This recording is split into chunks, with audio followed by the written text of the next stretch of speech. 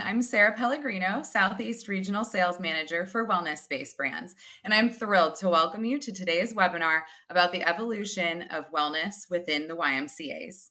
It is no secret that wellness spaces and recovery are growing within the YMCAs, and it's being prioritized like never before.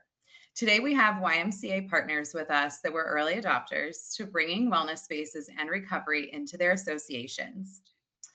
They have each gone about implementing recovery in their own unique way, and today they will share with you when they decided it was time to implement recovery, how they looked at the revenue potential and charging for recovery, the operations of it all, from layouts to operations to product assortment to design, how they marketed recovery and trained their teams for success, and so much more.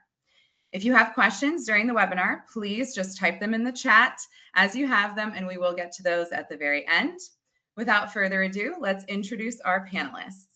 Lindsay Lewis, Senior Vice President of Programs, Evaluation, and Membership for the YMCA of Greater Houston, and Brian Vest, VP of Operations for the YMCA of Greenville, South Carolina. All right, you two, we're going to start it off in a fun way. So, Lindsay, kick us off today in about a minute. Let us know what products you installed, when you launched recovery within your Y, and one number or indicator that has proven that wellness and recovery is working for you and your Y. Sure, Sarah, thank you so much. We launched in April. We started with a soft launch and then it really started to take flight in May. So one of the greatest units or modules that we created that we installed was the hydro massage. That is one of the units that is seeing the most success here. We've also launched Cryo Lounge, the Red Zone Sauna, and then the Polar Wave Dry Plunge. So those are the 4 units that we have installed here. And what's given us the greatest indication that this is working is just the urgent need for more space already in the rooms we already created. People want more units. They want a bigger space. It's been a really great success. We've already increased by over 1,200 units because of this. Either that's an add-on or a new member. So it's been great. Amazing. How about you, Brian? Thanks for having me. I'm excited to share our story. So we, similarly to Lindsay, we have a smaller market than the Houston area, so our scale might be different. But we launched the same units that she listed in 2 of our branches. So we have now 5 of our branches that have what we're calling R&R spaces up and running. In our 2 largest branches, we've got that suite that she just mentioned in those spaces, along with some other things.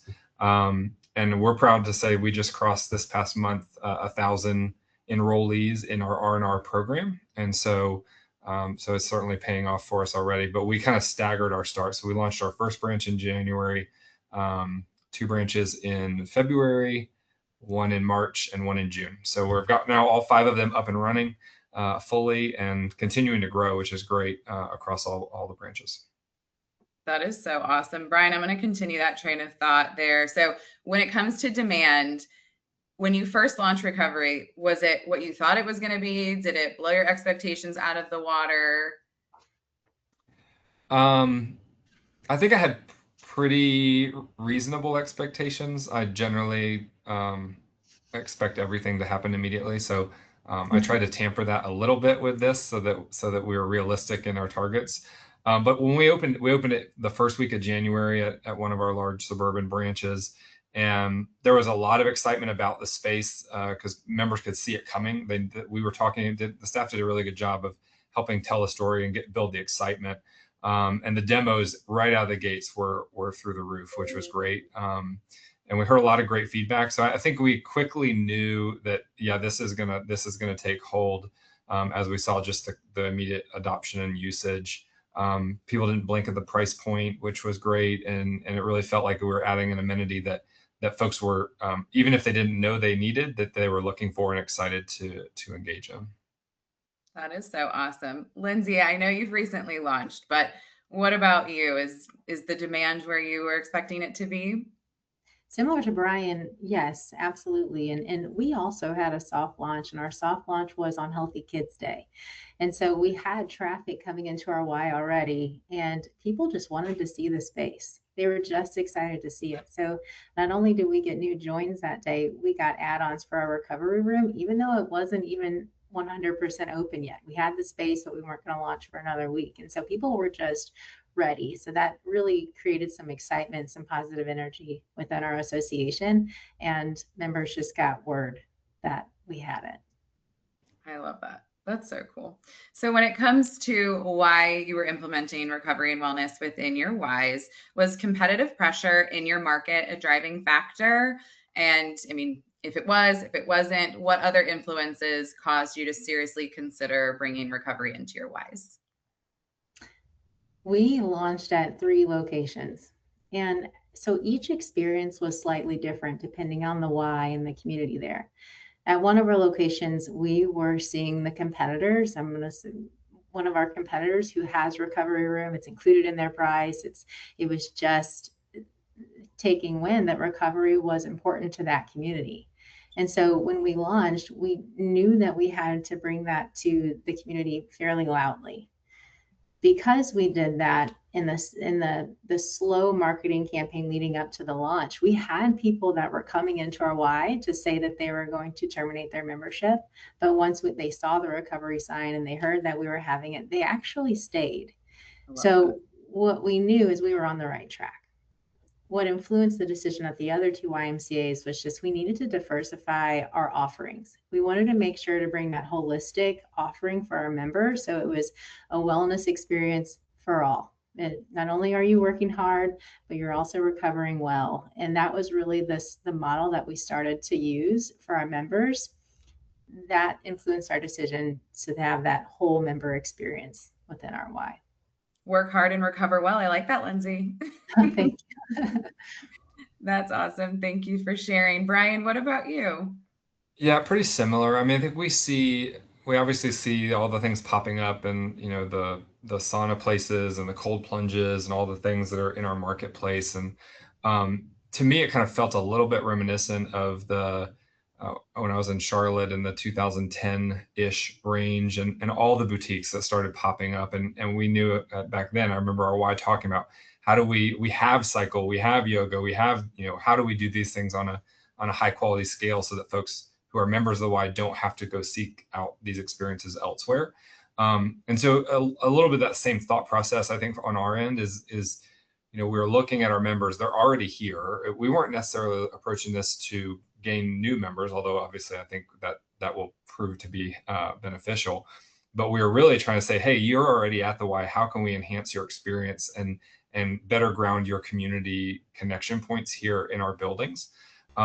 And so, these folks can go across the street and pay really high dollar for the same amenities, or we can put it in house and help them see value in the bundle and, more connection points to the mission of the organization. So we kind of went at it from that range. And I'll say we did, I'm sure we've saved some memberships along the way of people who would have canceled and we're using that actively in the recovery, no pun intended, a recovery of membership tactic. But we actually heard right out of the gates at our first launch, our first branch that we opened.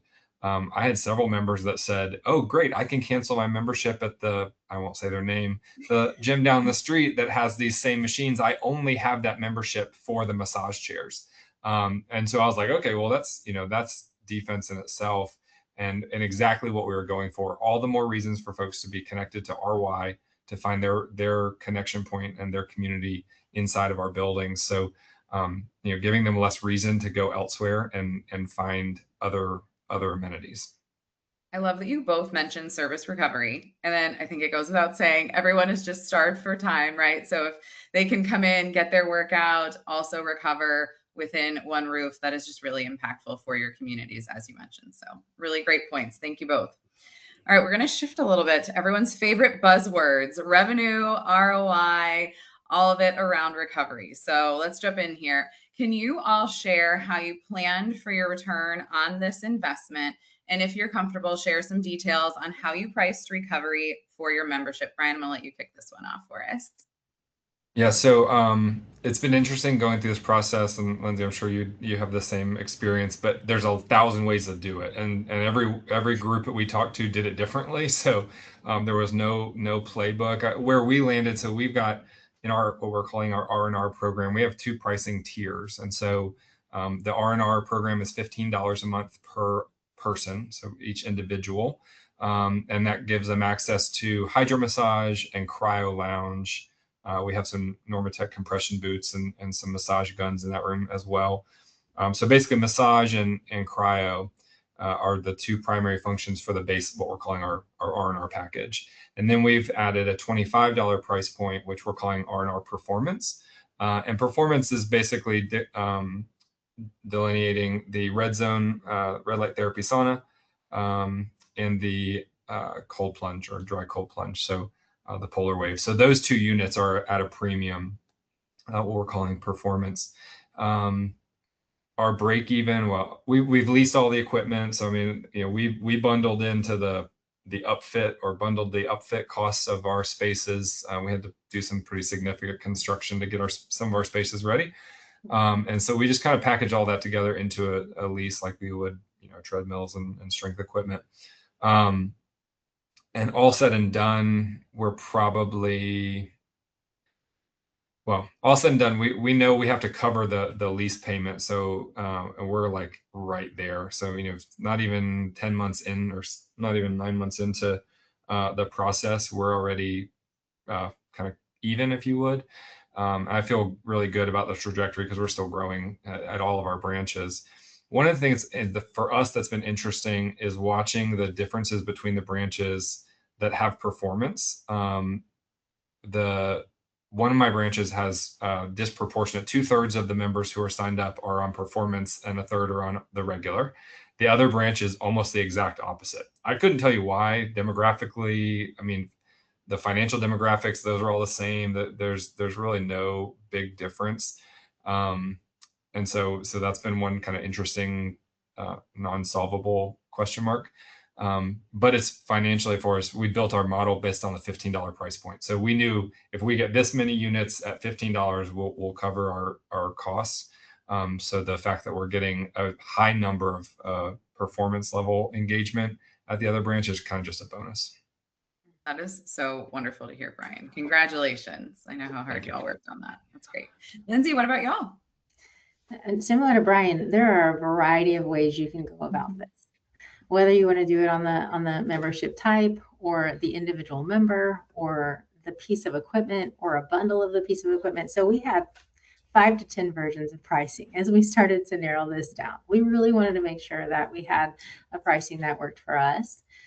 But ROI is critical and it's important to us. And also value added became more important for us. And the reason why is because when you're pricing out your recovery room, or something that we needed to make sense of, is what are our membership rates as well, because we wanted this to be membership value add. Here in Houston, we have increased our membership rates by 30% in the last 2 years. Because of that increase, we needed to really be aware of what additional dollars we were going to tie to this option. So we took more of an approach of value add. And at this point, we did 2 different membership types. We currently have an annual contract membership where anyone who joins for a year, they get a percentage off of their membership type, but they're with us for a year. And that annual contract membership type, we said anyone who joins at that annual contract membership type, you pay nothing for the recovery room.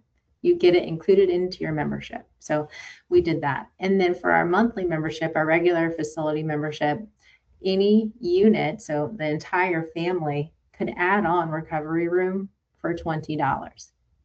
So we had a lower price point and they could use it at any time. It was available to anyone in the family. We wanted to make sure that this truly was seen as a value add, especially coming off those 2 years of rate increases. So what we learned is we really have to make sure to look at all of our price points in our membership base before moving the needle anywhere else. So That was really our approach for that. It was still a new revenue stream for us. We had over 500 people start to add on, so that's an additional $45,000 plus for us within that add-on. And also something that we saw was our current monthly members converted over to annual contract for us because they said, "Oh, this is so valuable to me. I'm going to stay here for a year just so I can get that recovery room." So we started to see that conversion as well, which was extremely helpful. And although it's too early to tell, our length of stay for our membership base has already increased by 2 months. And so we're not only are we seeing this immediate revenue stream, but more importantly, our members are staying with us longer, which actually became the major benefit for us at this point. That is absolutely amazing. I love what you did with the annual membership. And I mean, the fact that I mean, it's helping your retention so much. That's amazing, Lindsay. Thank you both so much for sharing that. Amazing. And as if you're listening in, they've just proven that there are a million ways to do this. So really lean on your recovery reps to help you find what works best because we've heard it all. That's amazing.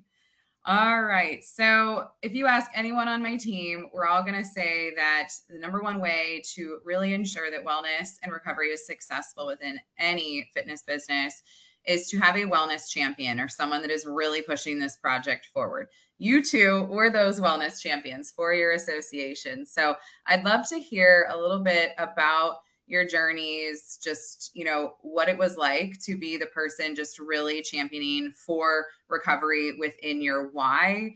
And if you have any tips and tricks for other YMCAs about getting their leadership and team buy-in when it comes to recovery. Lindsay, I'll let you start here.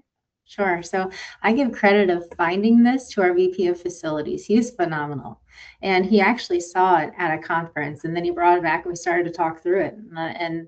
And immediately I was intrigued. I was interested just because in the market or in our industry, we're seeing so much recovery, similar to what Brian shared earlier, coming into our market. And so we knew it was a priority for us. And I'm not going to say this was easy, but our leadership team already agreed that we were going to have 3 investments in 2026. So it was perfect timing because this just became one of those investments. And so again, I'm not going to say proposing this idea to senior leadership is ever easy, but it was easier for us because we knew what we needed to do after coming off the rate increase and creating this as a strategic initiative to build value. And so I give credit to our VP of facilities for bringing us this idea, but we were able to make it come to life as a member experience here because it's not just a piece of equipment, it's truly an experience for our members. And so once we started to share that with our senior leadership team and our board, they started to understand, okay, it's not another equipment order, not that those are bad, but it's not just another equipment order, it's truly adding value and increasing the experience at our Ys. That is so awesome. Thank you, Lindsay. Brian, what about you? Yeah, I mean, it would definitely for us, luckily for me, wasn't much of a hard sell. So our sequence, Sam and I, our CEO and I, were at a conference and heard a presenter speaking about the recovery industry, not even about equipment or just about the recovery space and opportunities and how important it is, how it's growing, all the things. We came back from that conference and Sam kind of pulled me aside and said, "Hey, go figure out how to do this," which was awesome and exciting and also a little bit daunting to figure out, like, where do you even begin? Sarah, I'll give you a ton of credit. I have to everyone I've talked to, but you were really helpful in helping me understand the makeup of the landscape, not just your equipment, but just what different versions and ways folks are tackling recovery, because it can be kind of a vague word and interpreted a lot of different ways. So from my lens, it was really helpful to get talk to folks who are doing it, both in the Y and even some benchmarks of for-profit gyms that were ahead of us. Michael Marquez, I know he couldn't be on the call today, but he was ahead of me, and so I was like, okay, how did you do this? What about this? How did you solve this? So I think learning from folks that did it differently and figured out which pieces of those we wanted to borrow and steal. The Y is really good at that. So usually folks are willing to share. That was helpful. And sorry, my lights go off.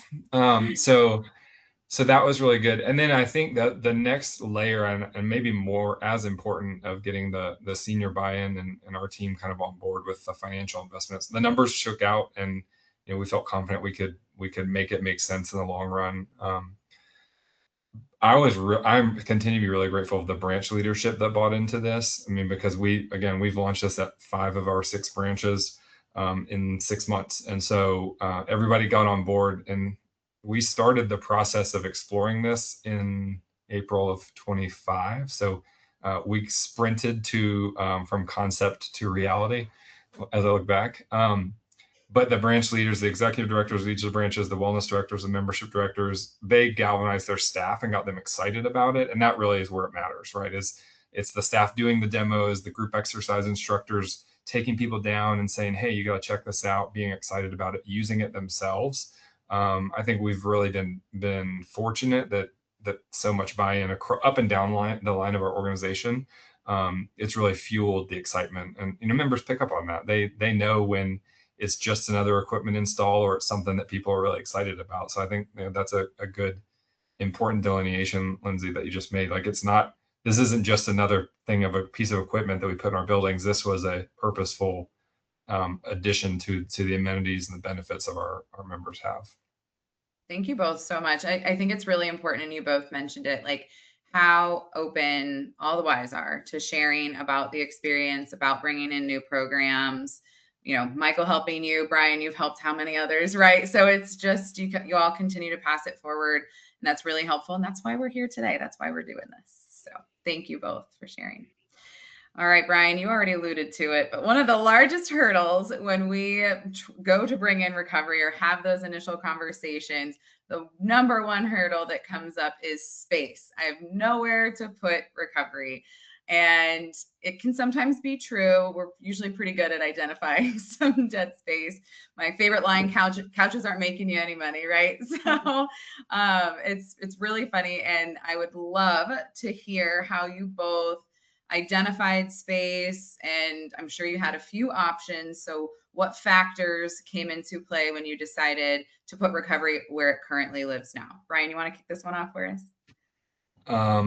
So anyone who's been with the Y for a long time knows that we get creative with figuring out where people can put their offices or where they can sit their computer. And so we gave up some office space. That was kind of the path we took at most of our branches. And that created pinch points other places, but we made them work. One of the things, and Sarah, you said this to me probably 5 or 6 different times through the process of figuring out our spaces. Lindsay, I love that you and I both have the energy efficient lights in our offices. That's how we can afford the electricity of the hydro massage. So Sarah, you said this so many times, and I've quoted it countless times since then, but we really focused in on making sure that recovery was the first and last thing our members saw. We wanted it front and center. We didn't want to hide it. We didn't want it to be in an obscure part of the building. That would have been much easier, quite frankly. We've got a racquetball court at one of our branches that would have been great because it's underutilized and we can maximize that square footage, but it's in a weird part of the building that people don't find. And so we were really bullish on putting it in the front of our buildings. Good and bad of that was it took us longer to get to go.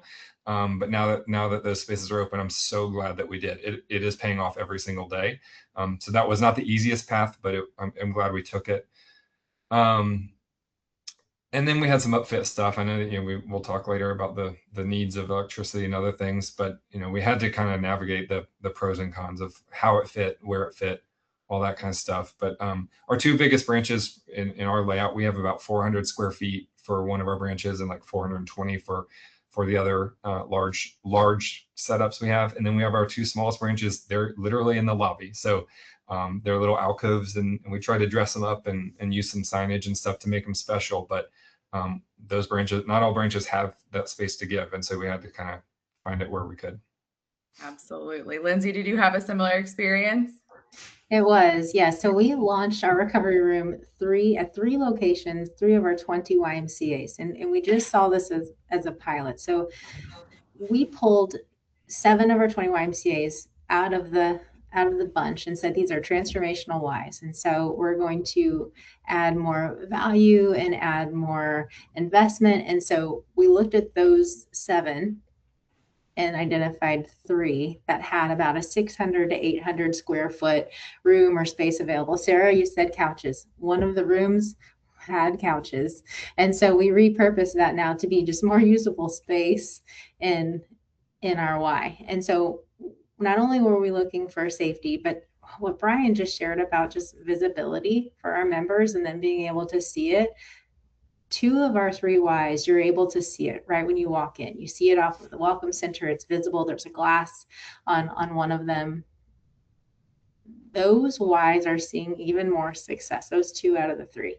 And so just as if you're looking for space, I just want to say the more visible it is, the more impactful it is, and we're seeing more success there. So that was ended up being a major factor as we're looking at other Ys to pilot this with as well, is if our members can see it, they're more likely to utilize it and know about it. So that flow is making a difference of how your members walk through your facility.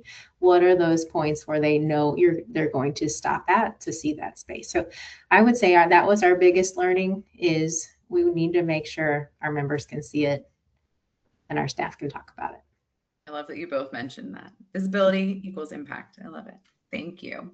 All right, let's jump into the upfit and design portion, because I know everyone always has questions here. What are some structural improvements, electrical upfits that you had to make in the space?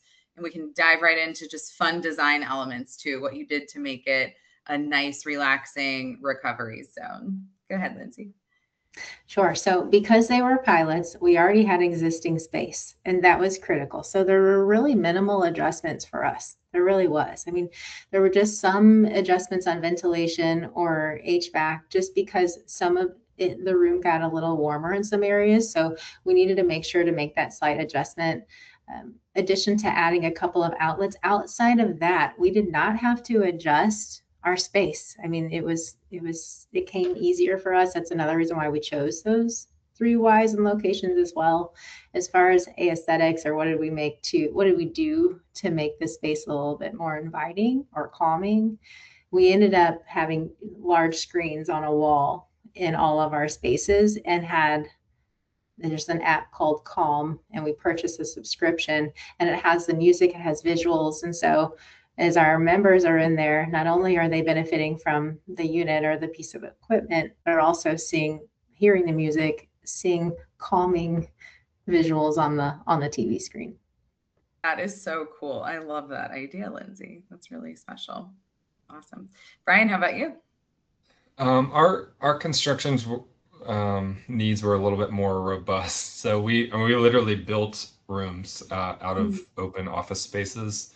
In one of our branches, we renovated the entire front lobby, ripped out the front desk, and adjusted walls. It was maybe a little bit bigger than we anticipated.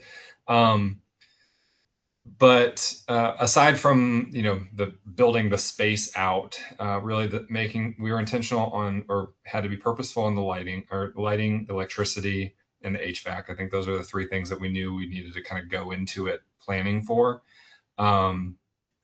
But relatively easy to address each of those things as we were doing what we were doing, and we threw up new drywall. And we're really intentional. Our marketing department here at the Greenville Y does some lights out work. And they came up with some really cool like wall graphics and R&R signage, and like really all the marketing and kind of look and feel of the spaces. I couldn't be happier with. It really sets the environment. We've got some low lighting, we've got dark colors, we've got some LED strip color lighting around the ceiling.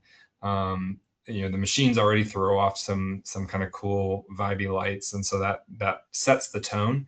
But I think we just kind of took it to the next level with some paint colors and some signage and marketing, which really again wanted to make sure that the space cried out to the members that this is something special, something unique, something different.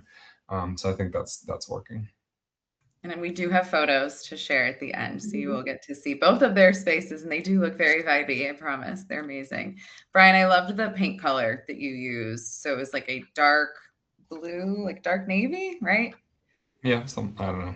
something like that. That's above my pay grade. I don't get into the design work. So It looks awesome, but you both mentioned it. The lights, the smell of a recovery space is huge, right? So if it can smell like the more spa like you can make yeah. that smell, that's huge. The lighting is so crucial. So all of those things are really important. So thank you both for mentioning all of those. All right, we kind of touched this in the beginning, but product assortment. I would love to hear how you both made the decisions on the pieces that you chose to include in your recovery spaces. In addition to wellness based brands, let's dive into what else you have in there. So, compression, massage, all of those things. Brian, you want to kick us off here? Yeah, so in our full, well, I'll call our full suite, our full branch makeups, we've got at the performance level, we've got the red zone, red light, and sauna. We've got the cold polar wave, the cold plunge, dry cold plunge. We have one of each of those units in those rooms. We have two hydro massage beds, and we have two cryo lounge units in each of those spaces. And then we did two zero gravity chairs from Human Touch. That are paired with the Normatec compression boots. And those have been a hit. Like, quite honestly, as I went through this process, I was like, yeah, I mean, in the scale of things, those were relatively inexpensive. And so, like, yeah, we'll just throw some boots in there. That'll look cool hanging on the wall. I saw it on a picture somewhere of somebody's recovery space. I'm like, that'll be neat. Um, they are loved. I mean, the members really, really use those things way more than I expect them to.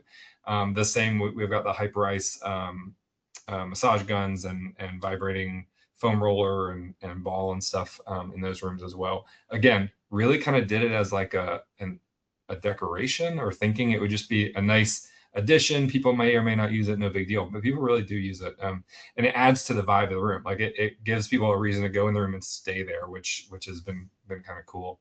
Hydro massage are by far the heaviest usage, and we were looking at our usage on a monthly basis. The hydro massage are definitely the heaviest users. The red zone has been really, really popular. I can't speak highly enough. I kind of wish we'd put two of those in each, in hindsight, two of those in each of those rooms, just based on usage. Those have been really well received. But it is interesting. People find the things they like, and some people really like. We have a Human Touch massage chair at our smaller branches because of the space constraints there. And there are some people who go to the Verde Y from the Cane Halter Y because they like that massage, or vice versa. So it is kind of nice to have a variety of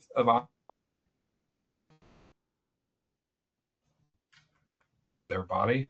Um, so that's kind of a mix of machines we have, and we chose the units based on space we had and based on sound. So the hydro massage being in a dedicated room versus the Human Touch is right off the front lobby. So we had to kind of be a little selective at what machines were in those branches that didn't have the dedicated rooms.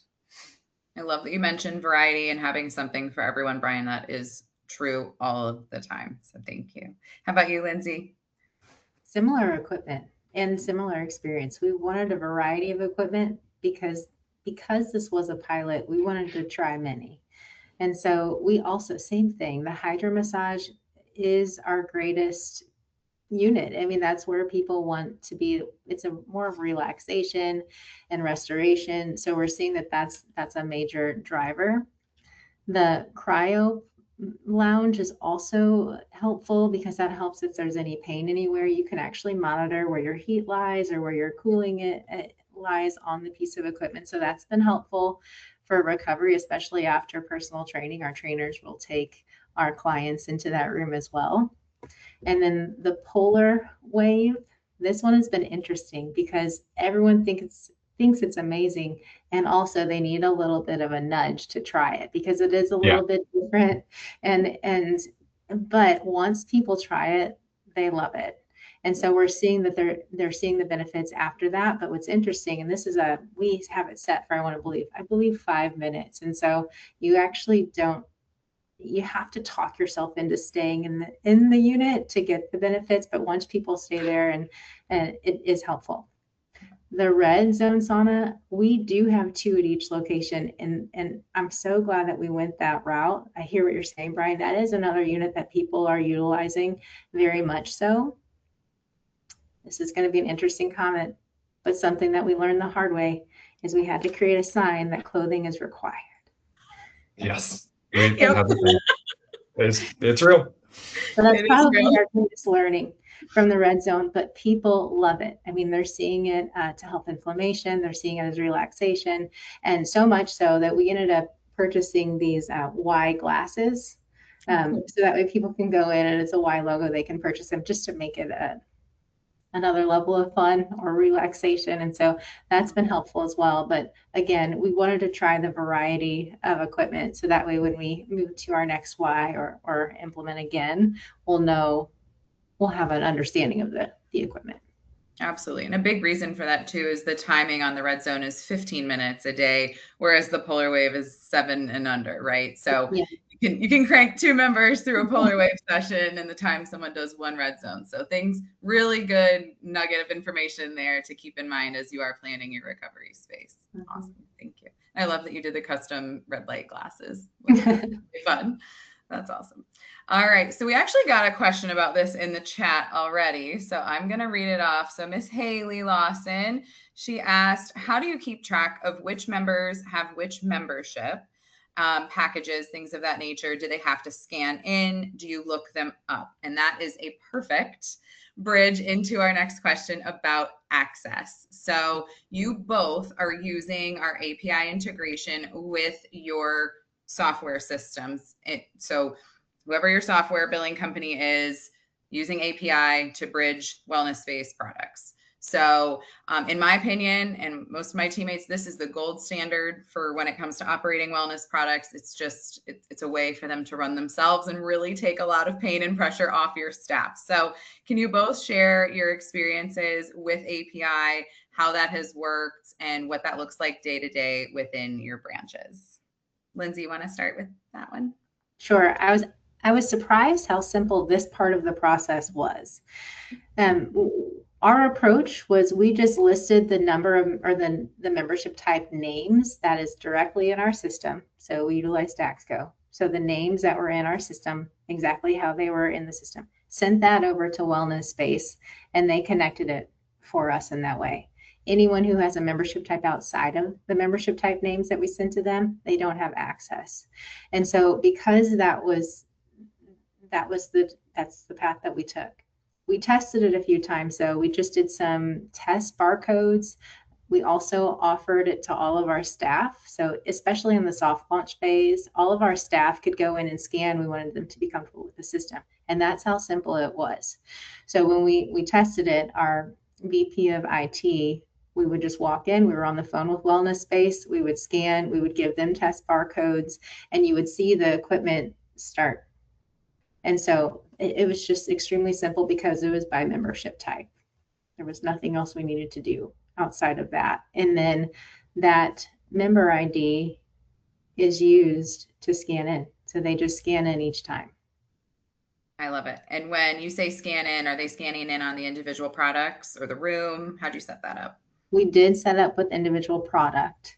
And so although they get everything in the room, because that's how we have it designed, they would scan in whichever piece of equipment they wanted to utilize. And that is what also helps us track usage on this. I mean, our first couple of weeks, there were 100 sessions a day, just on the room of 600 and 800 square footage. And so we saw much success even in our first couple of weeks, and that is the same.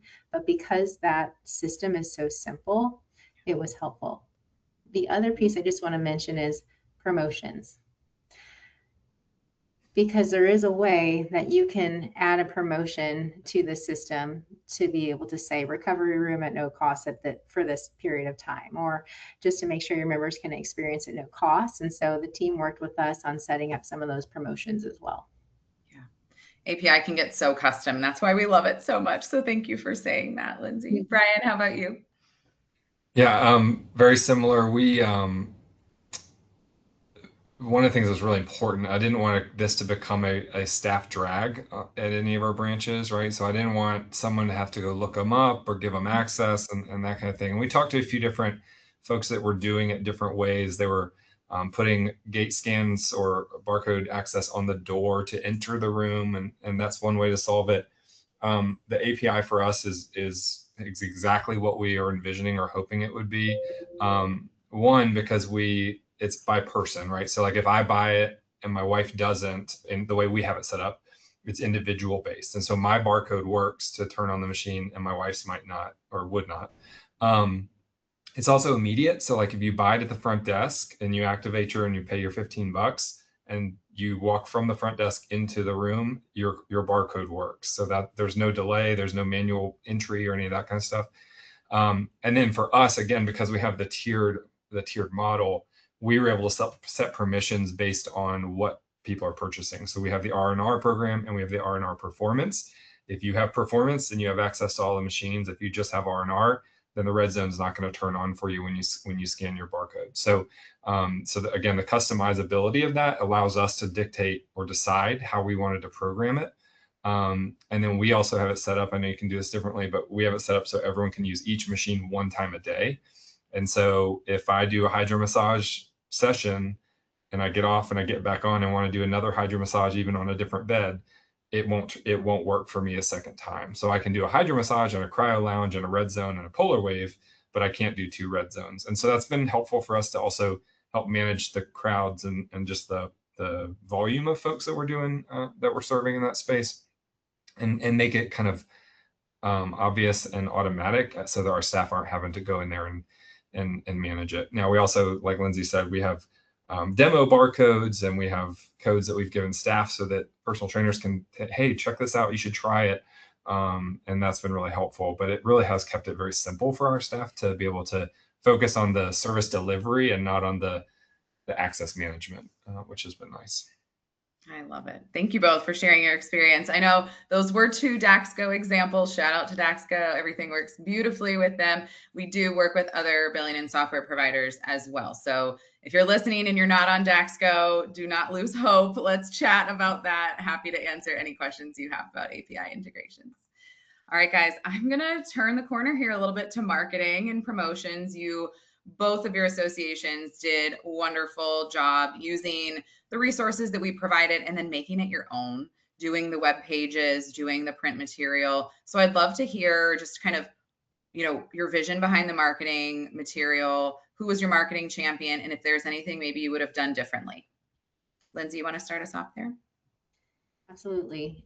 When we first started this process, our key account manager, Dan, gave us the login. So that way we could see the marketing materials that they had and additional training. And that was phenomenal to get us started. We have a marketing team that is, I think, Brian, you said they turned the lights out. We have a great marketing team as well. And so they immediately took that information. And because we did the soft launch, there was time for us to spread the word about this. And so they actually we started with some banners. They had pop-up banners outside of each location. So that way people knew, guess what's coming. And we had some photos on the pop-up banners for them as well.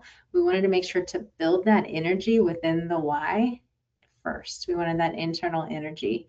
And then we started to do a drip campaign that it was about a month before we started to have the drip campaign to our members. We started to get some paid prospect emails out, and it was critical for us to start spreading the message that something was coming soon.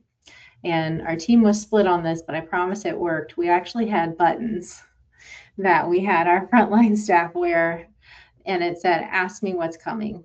And it worked. I mean, people were walking up and they were asking the questions so what that meant, though, is we had to have pre-training with our staff at those 3 locations before the equipment was even launched or installed, because we wanted to make sure that they could frame the message and make sure to share that value. So that was a step that worked well.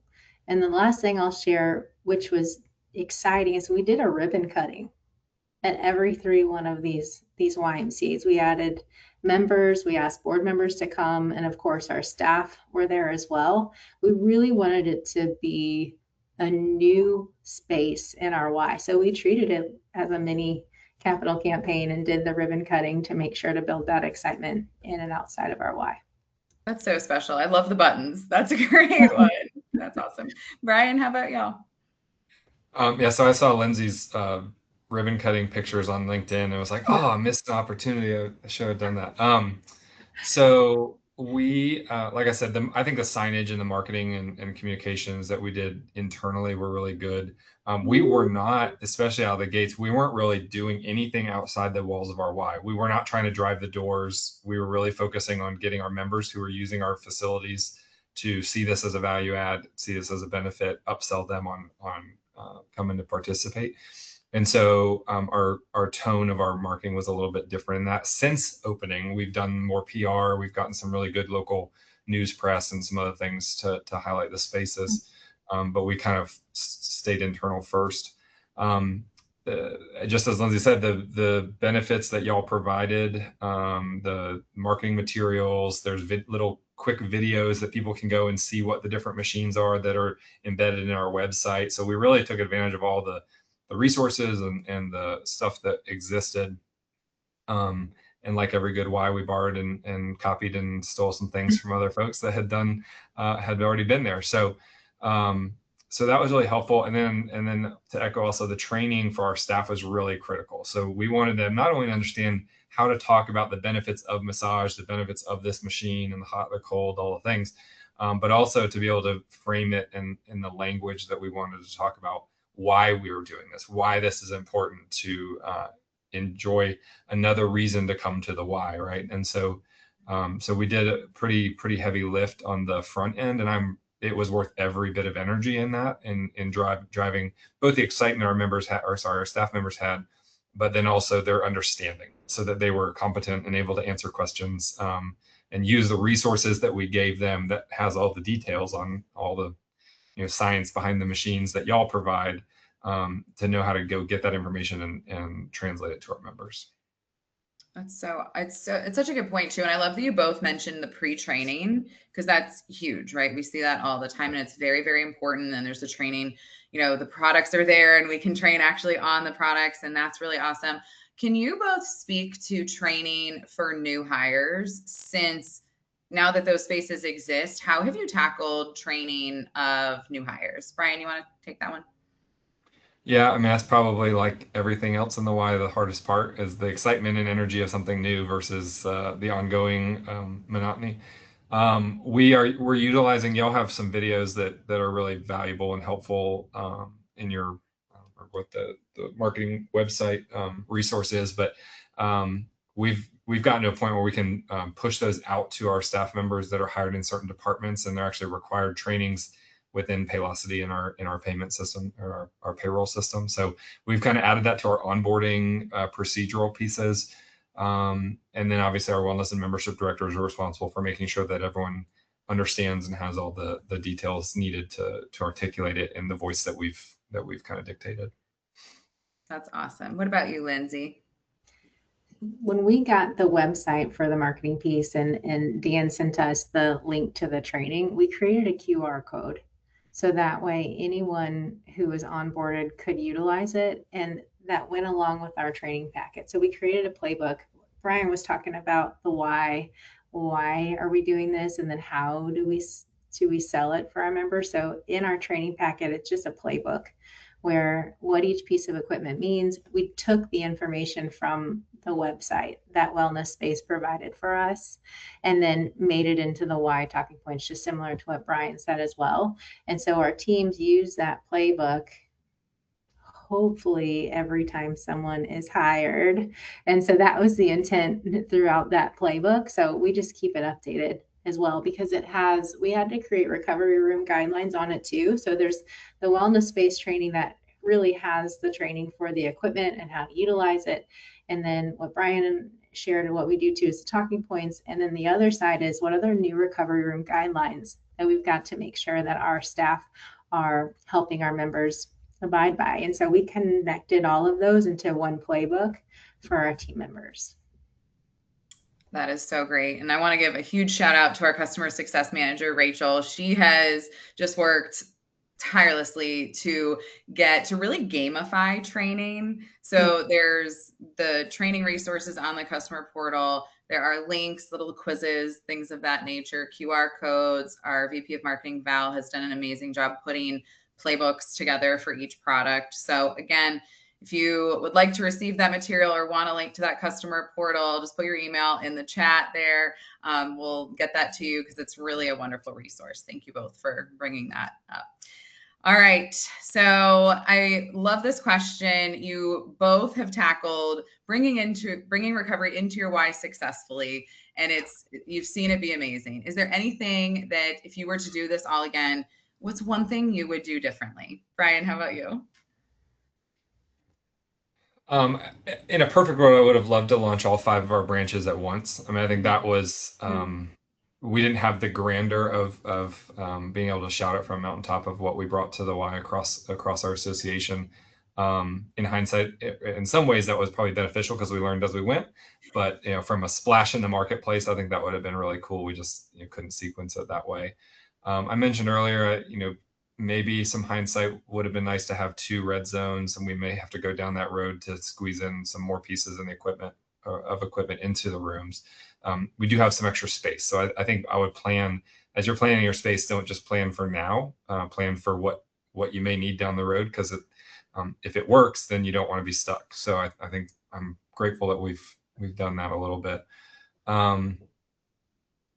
I wish I'd done it sooner. I mean, as silly as that is, I felt like we did it as fast as we possibly could. But like the drag of not being there yet, that would probably be my biggest what shoulda, woulda, coulda.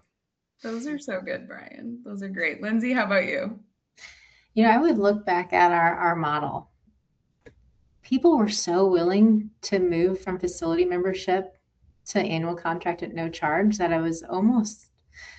I believe we should have added a charge to our annual contract as well. Maybe not the full 20, but I think we could have added. So I really think there's still room to move there. So that would be my first learning, or if I were to launch again, which we might still change it anyway. The other piece is our model is for any Y member across our 20 Ys to go to any Y in our association. And so what I would say is those Ys that were closest to the launch Ys, I think we needed to get ahead of training their staff too, because we have people who are coming from their Y to this Y that has recovery space to utilize it. And so what I would like to do is make sure our frontline staff, our membership staff, could sell it also at the surrounding Ys. We have gotten to that point now, but that was a miss when we launched in our first couple of weeks. That's a really good one, Lindsay. Thank you for saying that. That's awesome. All right. So if someone from a Y is listening today and they have not brought wellness and recovery into their association yet, what is one piece of wisdom you would give them that would be a good starting point? Lindsay, what do you think? Start with your strategic purpose. So if it's value add, price towards that. If it's revenue generation, price towards that. That matters so much when you're building out your membership model. So what problem are you trying to solve? I would start there. I would definitely start there. And then also your product and your strategy is only good as the people who are sharing it, your staff who are giving that experience. And so make them front and center in the entire process to make sure that they feel like they're a part of the journey and can really spread that value to the member to get them to stay even longer. Beautifully said. Thank you, Lindsay. Brian, what do you think? Yeah, I agree with both of those points. I think the other thing is don't be afraid to ask someone who's already done it, and listen to the and not just the why. I think we always are like very insulated in the why sometimes. But if you have recovery at the gym down the street from your Y, go see it. Go watch how it operates. Go watch how people interact with that amenity. Benchmarking is really important, and we've done. I think that was really helpful to us. That we didn't just say, okay, we wanted this, ready, go. It was like, okay, well, how are you doing it? How are you doing this? And what about this? And it kind of landed. We landed in the kind of the best of both worlds in different things that we learned. So I would say just don't be shy to go do a demo. And we say this, or members say this to our staff all the time. We can tell you about the recovery room all we want. Get on the machine. Like you got to experience it. And because we can say all day long, it feels good, and this is why you should do it. Usually once the members get on the demo, they buy. Like it sells itself. And so I would say, maybe practice that same thing or preach in is like, go do it. Go see how it works. Watch how people interact with the spaces. Find a location that you can go put your hands on the machines. That's important. and then think about how you want to stage your rollout, because there's a lot to be done, but if you do it in the right sequence, it can be done pretty quickly, and you can start benefiting from it, or your members can. I love it. Wonderful answers from both of you. Thank you so much. All right, as we round our conversation out today, give us a little look forward. Brian, what is next?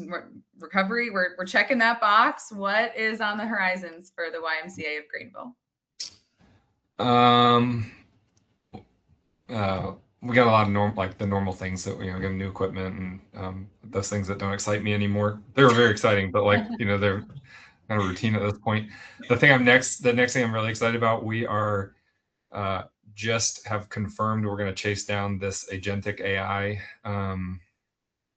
tool or employee, if you would. So we've got some things in the works for 27 that I'm excited about, of trying to buy back some menial tasks off of our frontline staff so that they can focus on our members, and we can hopefully move the needle on some administrative functions and driving the doors and some other things using AI. It's a whole world I don't understand, but we're gonna go there anyway. Work smarter, not harder. We love it. That's great. Lindsay, what about y'all? It also has to do with AI. Ooh, okay. We are starting a Start Strong program. And so it's really an onboarding journey. We've learned so much through our surveys and our analysis that when someone joins, the quicker they come back to us, they come visit, the longer they are to stay with us. And so in this Start Strong, we're utilizing AI to create based on their goals, their interests. It's tied to our offerings, gives them a passport. So they leave with what exactly their next step needs to be for the Y, each individual Y. And so we just piloted that three weeks ago. And so it's going extremely well. We're already seeing engagement with our programs and that progress. So not only is it to make our members feel comfortable on what their next step needs to be, but it's also increasing program and it's too soon to tell, but hopefully allowing them to stay even longer with us. I love it. You both tackled recovery and then went right to AI. Just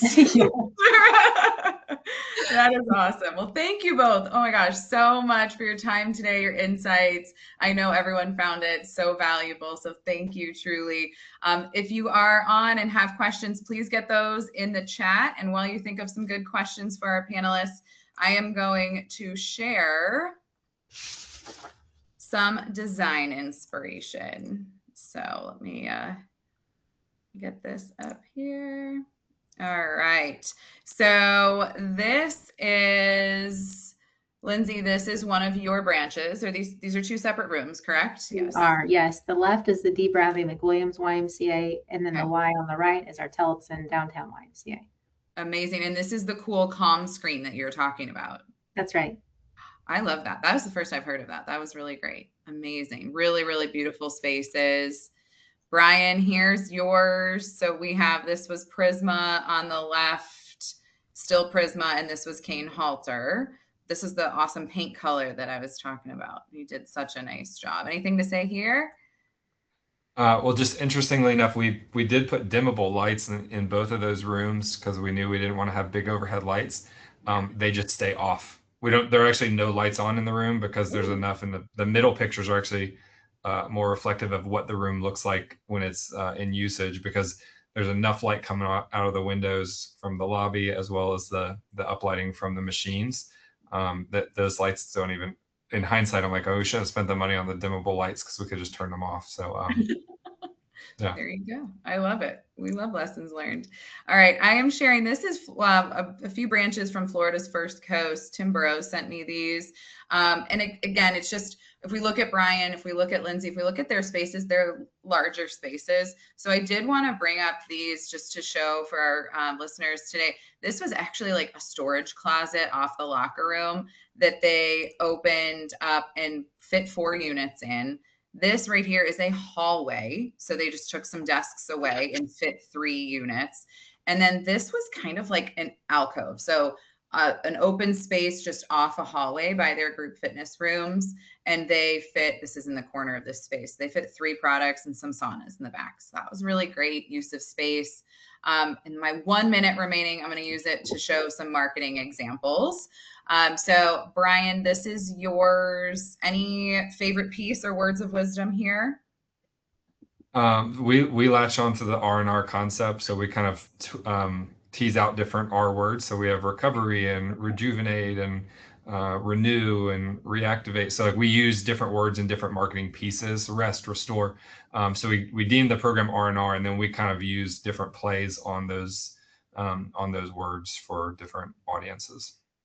What I love the colors here, Brian, too, because it really is what the room looks like when those lights are Yeah, off. right.